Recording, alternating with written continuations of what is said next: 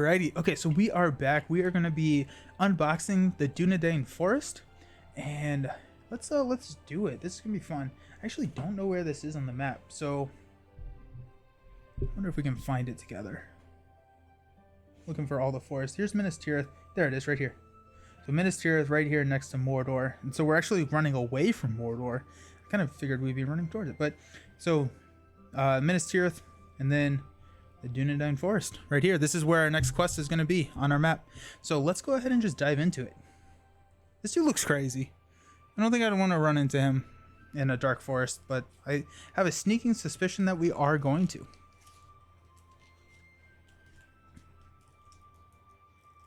Okay.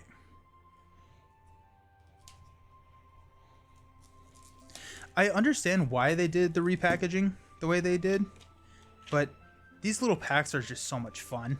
They're just so incredibly fun to open if you can find them. I actually went through, I did a inventory of my current cards, and I was missing one pack. So I was able to find it, and this was like last week. I was able to find it. I ordered it from like Britain. So, oh geez. Alrighties. Don't read until we're done. Oh, I'm so pumped. I love opening new packs.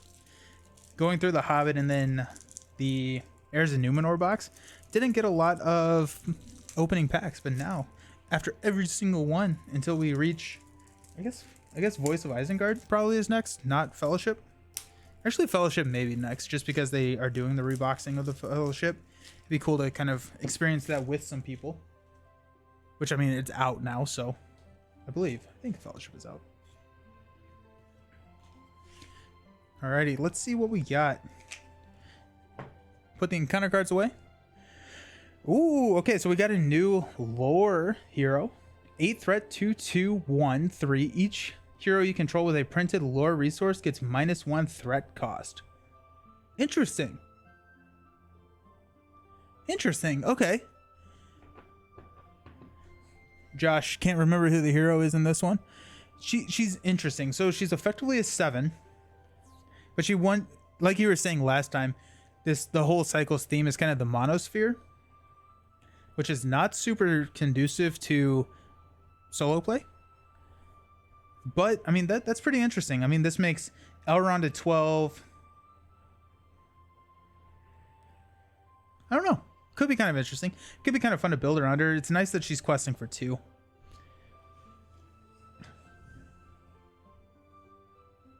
Okay. Next, we got the Forlung, more Outlands. Let's go. It's a 3-cost Outlands card, so 1/1/1.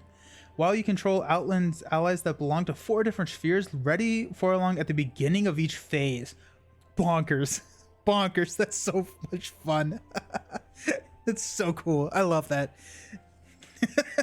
That's incredibly good. Because if you control just... oh my gosh, that's so cool. Nice for lore secrecy. I don't remember if we have any secrecy cards in lore yet. Yeah, this is absurd. This is so much fun. I am so happy with this card. Just being able to, if you have him, he's gonna be at a 4 health, probably a 2/2/2, 4 health, and then he gets to go just the entire time. Yeah, give me that all day. Also, this makes a good tail incredibly good. Oh my gosh. Yeah, so you can go a good tail with Forlong or Forlong? Forlong. And do it during the engagement phase, right? Where there is no reason for a hero to be ready or an ally to be ready. So you can activate it in the planning phase, right? Because once you start the questing phase, he gets to ready. That dude's absurd. That dude is insane. I love him. He's my favorite ally so far, I think. Oh, that's so cool. Alrighty, we got Strength and Arms. Play only if each hero you control has a printed leadership resource icon. Action ready each ally in play. That can be bonkers. Again, hard for solo play. Hard for solo play. Leadership. I guess you could run like a ton of song cards. Ooh, You know what? I may try a monosphere deck. I feel like that could be kind of fun. It could be fun to try and build around that. Leadership could be that. Leadership is fairly expensive, and so having 3, that could be kind of fun. Yeah, Mighty Prowess. Attached to a tactics hero, limit 1 per hero. After the attached hero attacks and destroys an enemy, deal 1 damage to another enemy that shares a trait with the enemy just destroyed. Very cool when teched against, right? So if you have Legolas swinging and you have Belagron defending, you can take out a 2-cost or a 2 hero without them even activating. Really, really interesting card. That will be really good in specific scenarios, but not necessarily all of them. Another tactics, okay. A good harvest is very helpful to splash it in other spheres. Yeah. And a good harvest was one of those cards that I just didn't really think about ever using. But now that we're getting rewarded for going mono, it's pretty sweet. I kind of want to build a mono deck now. Because with the songs and a good harvest, it's very doable. Interesting. I like it. Trained for war. Play only if each hero you control has the printed tactics resource icon. Until the end of the phase, the current quest does not have siege. If the current quest does not have siege, it gains battle. Okay, well there you go. A little bit of ways to get some questing if you're going mono tactics. That's kind of fun.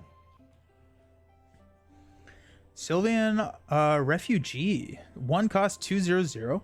After a character leaves play, discard Sylvan Refugee from play. Interesting. Okay. Against the Shadow. I feel like this was a card of the day at some point. Play only if each hero you control has a printed spirit resource icon, and kill at the end of the phase. Each spirit use their willpower instead of defense. Oh, that's cool. That's fun. The Harbor Master. 2 attack and lore. Interesting. 3/1/2/0/2. This is Noldor traded.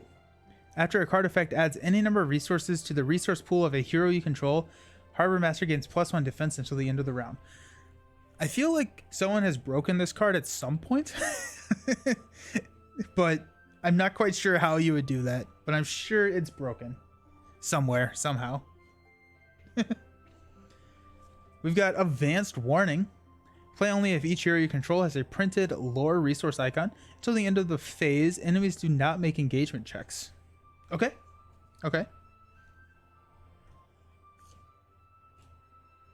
And then our last one is the White Towered Watchman. Gondor traded hero, 3/1/0/2. If each hero you control belongs to the same sphere of influence, you may assign damage from undefended enemy attacks to White Tower Watchmen instead of a hero you control. Interesting. Okay. And that's not printed, so you can use that. Man, this is making me really want to try mono. I'll have to definitely check. Josh, you said that the next one is pretty. You have to kind of tech against the encounter. Oh yeah, there he is. There's a lot of enemies. Oh my goodness. So we'll see if I can tech against and do a monosphere, because that would be kind of fun to do. Lore seems really strong, especially with Elrond. You go here, Elrond, and like Barrowir or something. I feel like that would be a pretty solid match, or Denethor actually for the defense. I feel like tactics would still probably be the hardest. I feel like with any encounter, you probably need some Spirit Splash.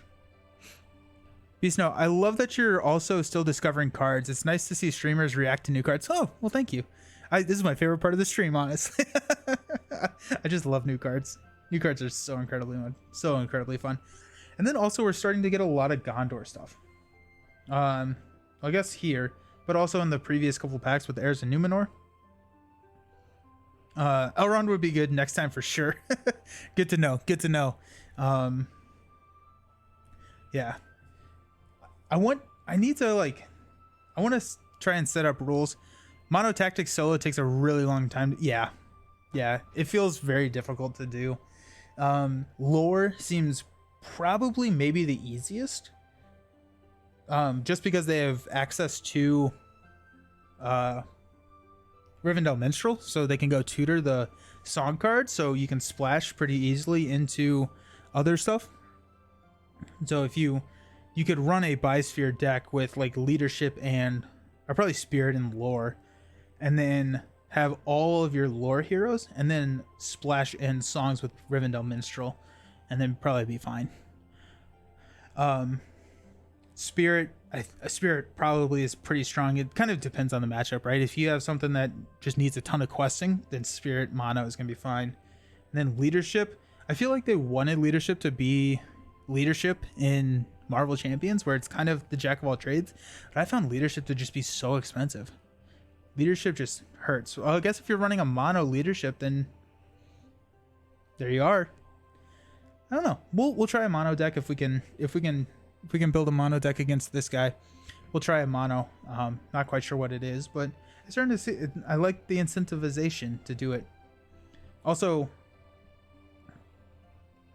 it's pretty cool to see that some of them are like printed, some of them are just they have to belong to that sphere, and so that's kind of interesting too. Very cool. So we will be back next Wednesday at 10 a.m. to play the through, what is this? The Dunedain Forest? Druadan Forest. So that's going to be next Wednesday at 10 a.m. That means that we're actually going to move Marvel to Mondays. And what I realized is that it takes a lot more time to prep for Lord of the Rings than it does for Marvel. And so initially I was like, ooh, weekends are just going to be when I prep for Lord of the Rings. And turns out my weekends are just really busy. And so I don't always have time to prep. Whereas like Tuesdays is like one of my filming days. And then I also can prep on Tuesdays. And so going forward, Marvel's going to be a Monday. Wednesday morning will be Lord of the Rings. Wednesday afternoon will still probably be my guest day. However, today we're just next stream is going to be at 7. So here in about 4 hours, we're going to be playing Marvel Champions, continuing on with the Magneto Challenge. And then Fridays will be Arkham Horror. So next stream, 4 hours for Marvel Champions. And then Friday, we'll be going to continue on in the Dunwich Legacy campaign. So very exciting. Thank you all so very much for hanging out. It does mean a lot. I appreciate you all, and I will see you later. Join the Discord. Bye.